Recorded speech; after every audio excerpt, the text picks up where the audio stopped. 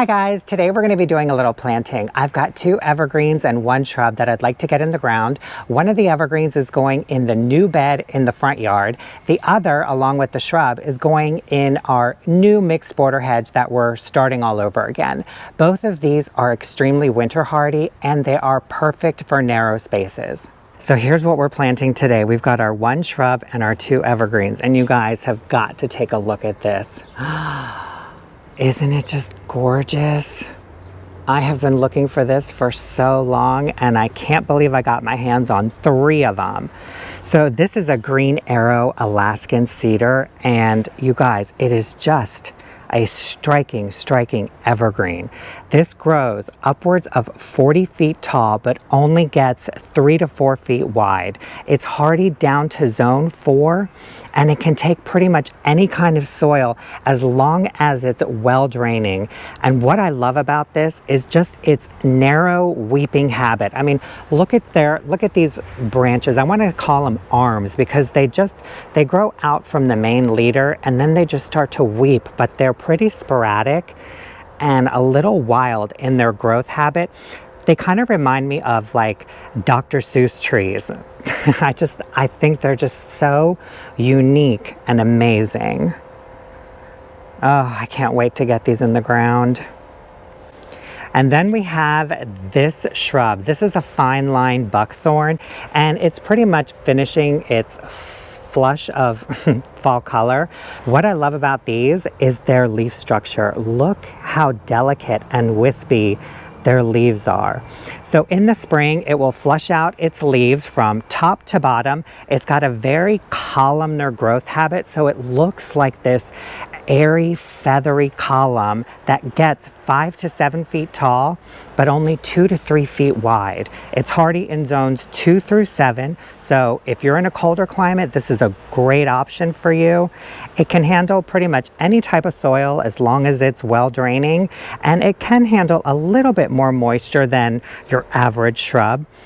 But in the fall, it starts to change colors from green to this like golden bright yellow, and just picture this whole plant lit up with all of its leaves. It almost looks like it's just glowing, and then once it's done, it will start to drop its leaves like it's doing now, and we end up with this just unique stem structure. Look at this. Look how thin and intense this winter interest is on this plant. Look at that. There's just so many branches here, and again, any type of winter interest is great. And I need a little bit more in my garden. Both of these are great as specimen plants, and the buckthorn is great for a privacy hedge or screening. And the fact that these both stay so narrow makes it so easy to just pop them in anywhere. So we're going to start in the front yard. That's where the first green arrow is going. We'll get that in the ground. I'll give you a quick tour, and then we'll make our way into the backyard where the other 2 are going. We've got our compost, fertilizer, some gloves, our kneeling pad, our hand trowel, and a shovel. Can't forget our green arrow.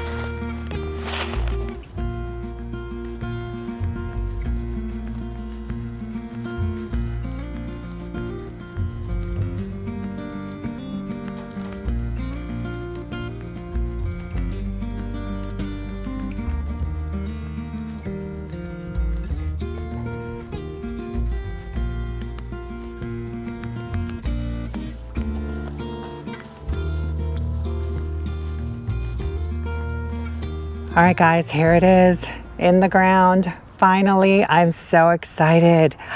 Doesn't it look so good right here? Look at it. Oh, I love this tree.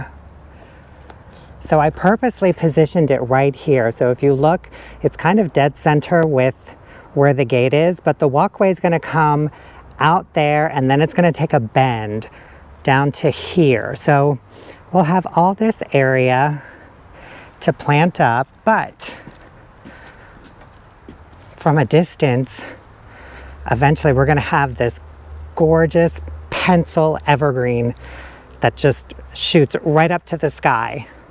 And I made sure to plant it where there are no overhead power lines, so we are clear.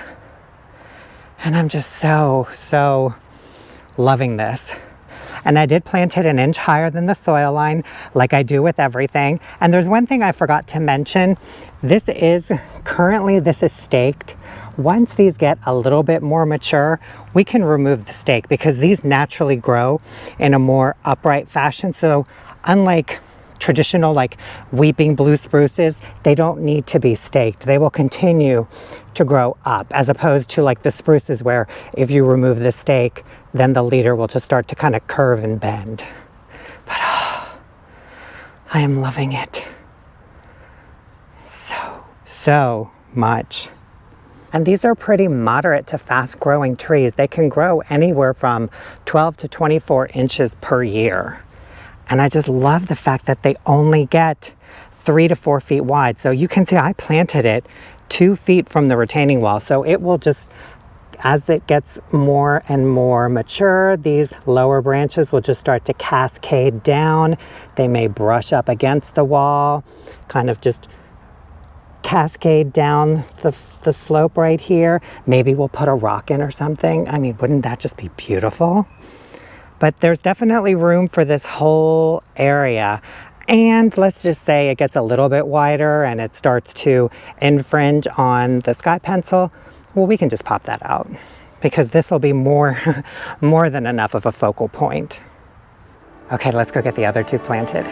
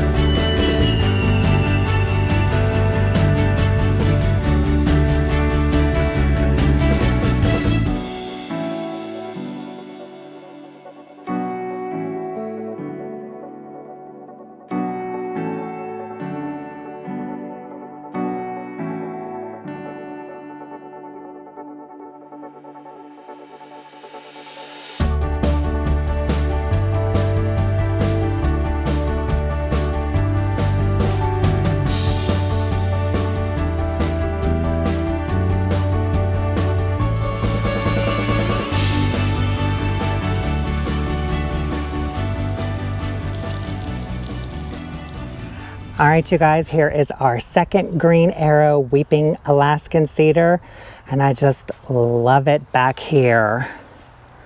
Oh, it looks so good. And we've got the fine line buckthorn about 4 feet to its left. And I put this about actually I put it about 4 feet from the weeping blue spruce because I think in the summer when it's icy blue and then we've got the green foliage from the buckthorn, I think they're just going to play very well together. And then in the fall, when this just lights up with all of this gold foliage, it's really going to make the blue spruce just kind of pop. And this will just be glowing. And then we've got the green arrow. I'm so happy to get all of these in the ground. And I can't remember if I gave you guys the stats on these. So the fine line buckthorn is hardy in zones 2 through 7. It grows 5 to 7 feet tall, 2 to 3 feet wide. It likes pretty much any type of soil as long as it's well draining, even consistent moisture. It can handle full sun and part shade. The green arrow weeping Alaskan cedar, that grows upwards of 40 feet tall, 3 to 4 feet wide. It likes full sun, but it does benefit from a little afternoon protection if you're in like the lower parts of zone 8. It can handle pretty much any soil type, and once established, it is pretty drought tolerant. So you guys, I'm just so happy that I was finally able to get these in the ground and we can watch them grow. I'm so looking forward to that. Anyways, guys, that's it for this video. Thank you so much for watching. I hope you enjoyed it, and we'll see you in the next one. Have a great day. Bye.